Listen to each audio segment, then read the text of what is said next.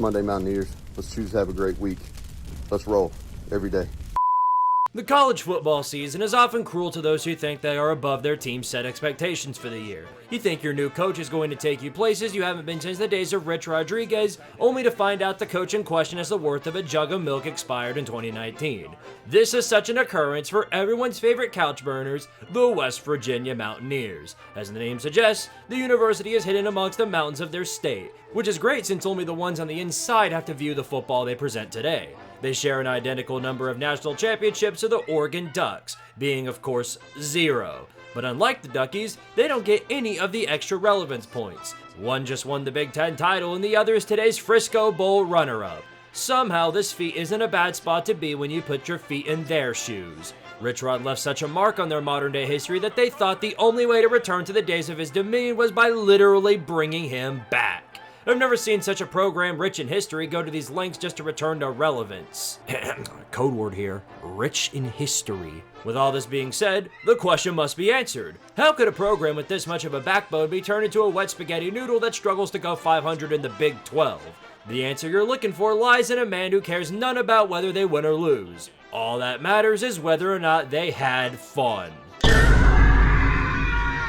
Neal Brown. If there's anything you can give the man credit for, he was better at conning fans for cash than OF girls. You subscribe to the program, waiting for the big reveal, only to find out A, the goods are actually mid as hell, or B, they aren't there at all and you in fact got lied to. The Mountaineer fans experienced all of this and above and sat in the Bill Belichick chair watching as their beloved program got f***ed from behind. What's so sad about it is not that they suffered this humiliation, but how long they were willing to suffer from it. They were waiting for the magic to happen as if they were in Disney World. What magic, do you ask? Drinking liquid uranium and hoping it turns you into Superman. Long ago, back when Cam Rising was a freshman or something like that, Neal Brown arose to the spotlight as one of the only Neal Browns that wasn't a politician. He was just as good as conning the stupid, though. He began his career in sports as a wide receiver for a school that puts all of their athletic points in basketball. They lacked the motivation to care for football around this time, so Brown's role was to see how hit or miss the air raid offense was under a program where offense is illegal. His one career touchdown for Kentucky was so impressive that it landed him a job in coaching in the early 2000s. We could talk about his 2 years at UMass, but forgetting that program exists is a better alternative than actually bringing them up. Brown bounced from program to program as an assistant for wide receivers and tight ends alike, until he got his long-awaited promotion to offensive coordinator at the Troy Condoms in 2008. Despite his rather young age for a coordinator, he quickly became a highly scouted interest for Power 5 programs. Eventually, this landed him under Auburn's favorite Tommy Tuberville during his tenure at Texas Tech in 2010, where defense wasn't allowed under the Lincoln Riley rule. Ironically, you were taking over his position. The tradition passed down from his heritage showed itself in Texas Tech once again maintaining a strong offense, but with a defense a piece of sliced cheese could stop. 2013 saw him return to the program under the same recurring issue he played through at Kentucky, where motivated Mark Stoops was struggling to remember which quarterbacks could throw the ball and which ones couldn't. The job didn't pan out well, but not due to Brown's own shortcomings. Rather, as said previously, Kentucky was only allowed to have an offense when playing South Carolina. It was after 2 forgettable years here where the new job fell right into his hands. Larry Blakeney was a proud staple of Troy football, a Bill Snyder or Kirk Ferentz, who was permanently stuck at his school until retirement came along. Following the second best 3-9 season ever, just below Nebraska, his time for golfing somewhere in Florida came. With a new chapter underway in this Alabama town, the administration was desperate for a new face to spice up the program and get people excited for another 8-win season. Thus, at the end of the 2014 season, John Hartwell's wishes fell right into his hands. I'll have to give myself a promotion! It was here that the latent potential he had been holding back was finally unsealed. Troy just so happened to be a hotspot for recruiting, and being a G5 program as they were, the talent fee gave Brown plenty of playmakers to work with. The beast was awoken amongst the Sun Belt. Well, it took a mulligan to wake up. They found themselves as a consistent contender for the conference title year in and year out. He guided players like Jordan Chunn and Marcus Jones to greater heights and managed to grab a few huge wins over talented squads, like LSU at Death Valley and LSU at Death Valley. While they never outright won the Sun Belt, they got the honors of splitting the cake with Appalachian State, a permanent thorn in the side of ranked teams. Neal Brown's squads at Troy were battle-tested enough to go toe-to-toe with anyone in the country. The only problem with that was that he had a high tendency of getting clowned on by the underdogs and downright terrible teams, a stat that should be remembered as foreshadowing. Additionally, he had a major over-reliance on analytics, most of the time letting the robots do the work for him. Why do we even have coaches if we're just gonna let all the bots make the decisions? Alright, ChatGPT. How to get a girlfriend. Be confident? I can't be confident! No! Despite these lingering syndromes, Neal Brown's time at Troy was one categorized by revitalizing a program stuck in their own cycle of mid. Hard to imagine that one switch could make things go so wrong. But as Bobby Petrino's motorcycle could tell you, your reputation can change overnight. Wait a minute, Bobby P's reputation always sucked at. The 2018 season has just come to a close. Dana Holgerson, while maintaining success with the West Virginia Mountaineers by pretending he contributed to Will Greer, found himself in quite the predicament. Stay at the program he nourished for years, or upgrade to a higher echelon program with higher talent fees and salaries. The answer was neither, because he went to Houston. Running away from the Big 12 for G5 seems a little odd, and I certainly hope he's not forced to come back due to conference expansion or something. With his departure, though, the Mountaineers were quick on the trail for a new coach, which led them to none other than the walking, talking procedure penalty, Mr. Neal himself. The 35th coach of the program with a $4.5 million starting salary was seen as a major culture fit for the program with high potential. While the talent pot isn't as rich as Alabama, I'm sure he's got some sort of push to get the talent there. Furthermore, I'm sure he's got the consistency necessary to compete in the Big 12 week in and week out. A breakthrough season is what the fans have been waiting for since 2007. The good news for them is, something does break. The bad news, it's gonna take them half a decade to find out what. Fret not though, for you can do only one thing in this position.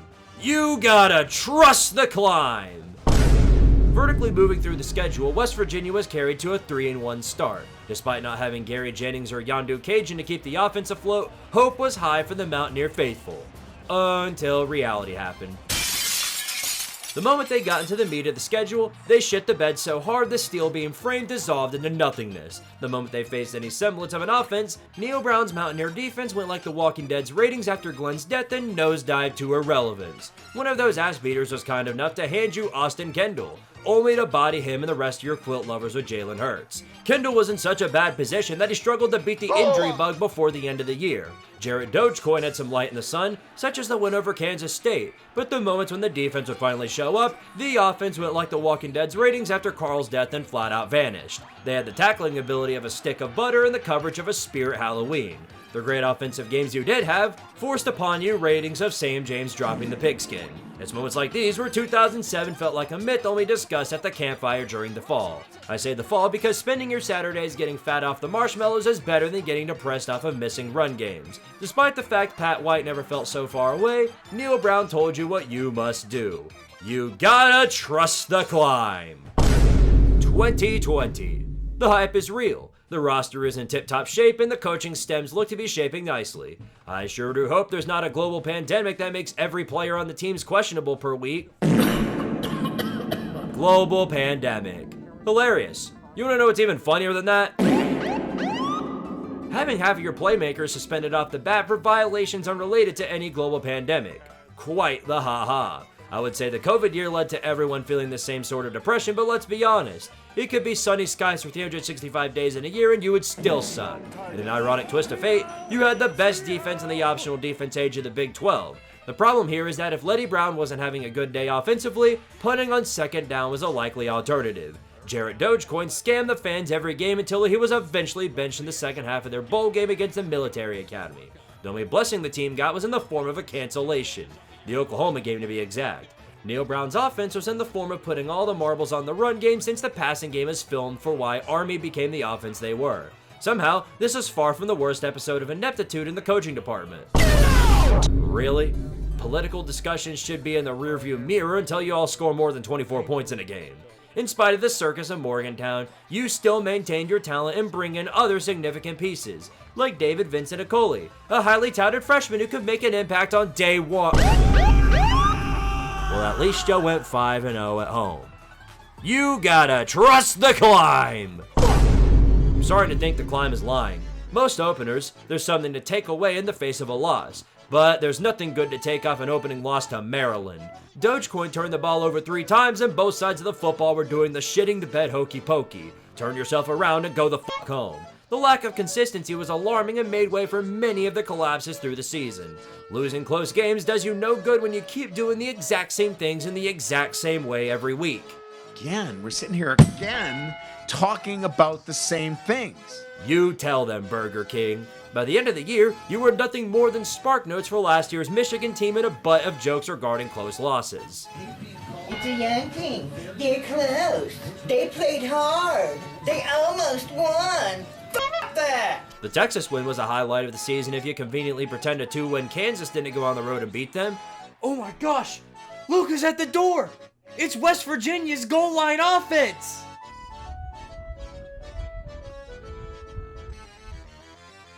I hate my life too. The season's shortcomings were capitalized by a loss and another bowl to the 7-5 merchant above all others in PJ Fleck, who keeps making appearances in these videos for some odd reason.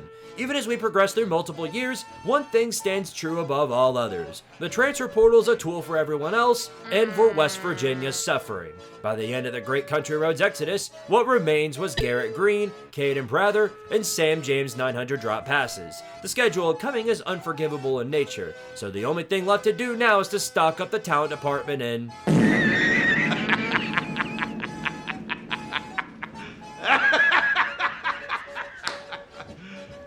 You serious? Well, nothing left to do but tell you that you gotta trust the climb! Daniel's gonna throw on first down, goes to the sidelines, has a man wide open, it's tipped, and picked off!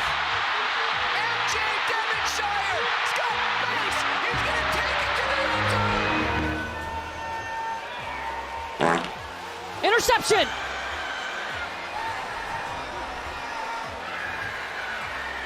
Kobe Bryant! Everything's turned into Pat White's NFL career. Gone and f***ed. The excuse well is starting to run out of room. You can't tell me that rebuilding West Virginia is harder than doing the same for Kansas, because they done went ahead and surpassed you. JT Daniels was out there like he was already planning his next transfer portal destination, and Garrett Green's takeovers weren't much better, only barely managing to complete half of his passes. The play calling at this point was so conservative that it makes you wonder why the offense even bothered to come off the benches. The so-called revitalized offense looks as if it was dead on sight. It practically was. The 0-2 start didn't do much help in trying to climb to bowl eligibility. You struggled to score on Texas Tech. I'll say that again. You struggled to score on Texas Tech. This phrase alone pushed Neal Brown's hot seat to volcanic levels, in which the fans were considering Jimbo Fisher's offense as a better substitute. With no luck on the schedule in sight, it looks like Neal Brown's tenure has come to an end in Norman. The kick is up, and it is good. Casey Lay buries it from 25, and West Virginia beats Oklahoma. You know, you might have been better off taking the L. But on the bright side, you did get to have somebody fired. Get out! Firing the one who made the hire but not the hire itself is the iconic West Virginia IQ moment you'd expect. Now you have absolutely no choice left for 2023 other than yet you gotta trust the climb. Most fan bases wouldn't be able to survive off a single win, but getting one over Pitt is enough to feed generations of Mountaineer fans. Having a guy like Nico to control the offense when Garrett Green couldn't was a significant advantage towards the team. Not the Nico you're thinking of, though. West Virginia didn't have to pay $8 million to win games. Additional vengeance over Texas Tech and TCU had the program believing again. There was a sense of actual coaching ability from Brown and his staff. 4-1 and a bye week to prep for the shitty Houston team awaiting. Wait a minute. Y'all hear that? Yes, you do. It's your old friend, Reality. In a row. This will be his last, and it's for the football game. If he can get it off. For the end zone. Tipped.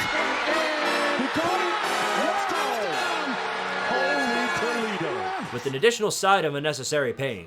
The only thing consistent about Neal Brown is that he is humbled by its grasp. Following this traumatic event, the usual one side of the football collapse followed suit. They appear to have forgotten the Big 12 has moved on from optional defense because besides Beanie Bishop Jr., everyone else forgot they were on the field. At least that was until they finally got the cure to their ailments in the form of the Gus Bus crashing into another lamppost. From there, West Virginia regained their composure and won the last 4 out of 5 games on their schedule.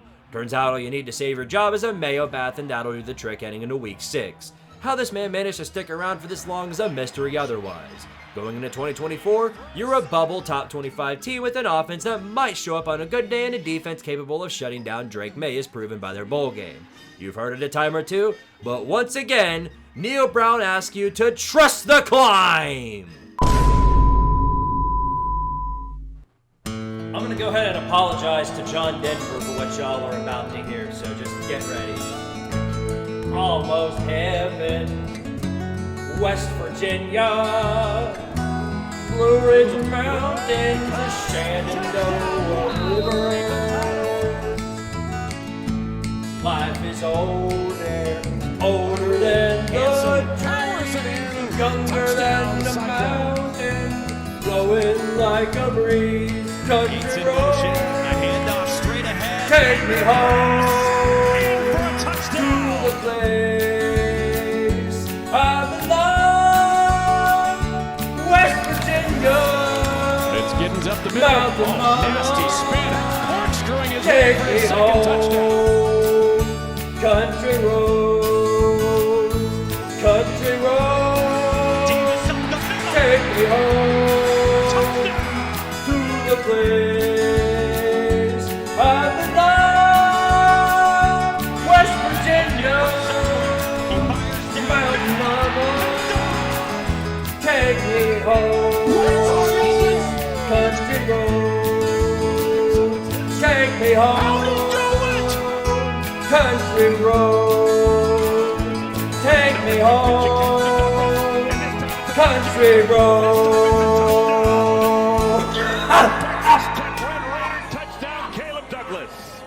Well, you certainly overstayed your welcome, that's for sure, but as your on-field performances would suggest, you're all out of defenses for this one. To the Shadow Realm you go.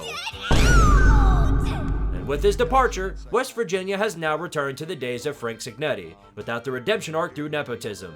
The coach is gone, most of the players left too, and to top it all off, the only way they ever thought to fix it was by once again returning to the man who started it all. Welcome back, Rich Rod. If Sharon Moore winds up losing to Ohio State every year, you could restart the time loop. As for the whereabouts of Mr. Neal Brown following his exit, his next destination would be the Neo-Nick Saban Rehabilitation Clinic over in Austin. He'll join Steve Sarkisian as an analyst to ensure that he looks even better than when they were playing each other. With an era of Neal Brown coming to a likely temporary end due to coaching turnover in the G5, only one question can be asked to the West Virginia fans who stuck around his tomfoolery for 6 years. Did you have fun? I know you did, you masochistic bastards! Let's roll every day.